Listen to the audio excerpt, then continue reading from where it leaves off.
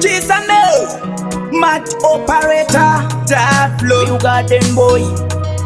Tipala kapa kukutu, chinocho buda ne mabutu, kusaizo no buswa mututu, semota chopinda tuturuhutu. Tiemeni bagaramba zwe mapato, mununda gezera maoko sa pirato, pamberi yapo dotoda muchato, pazwangu doto limbane muna mato.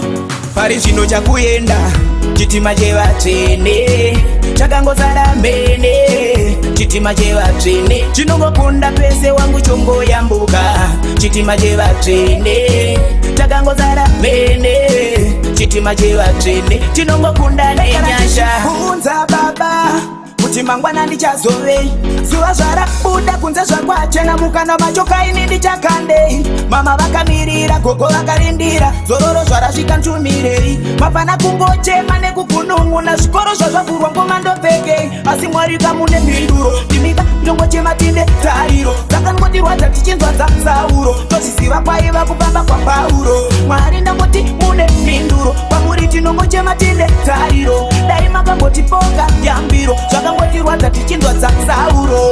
Ndaimboti zvanyanya, zvanyanya, namubari zvino anchada, ndaiti zvanyanya, zvanyanya, takakurira kukumapanya ndava kuchemera mabeta days, ngandisabatikira pane noise, chevhura iuro futi nyaya dzemavoice, ndakasarudza ndimi first choice.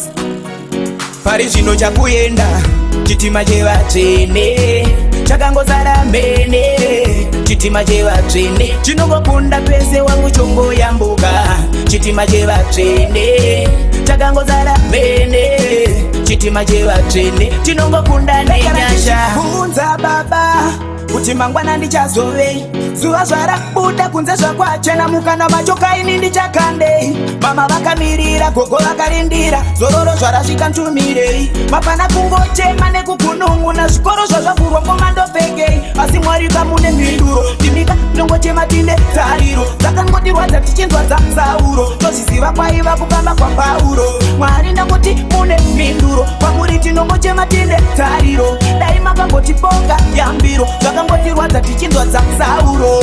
Ndaimboti zvanyanya, zvanyanya, namubari zvino anchada, ndaiti zvanyanya, zvanyanya, ndakakurira kukumapanya ndava kuchemera mabeta days, ngandisabatikira pane noise, chevhura iuro futi nyaya dzemavoice, ndakasarudza ndimi first choice.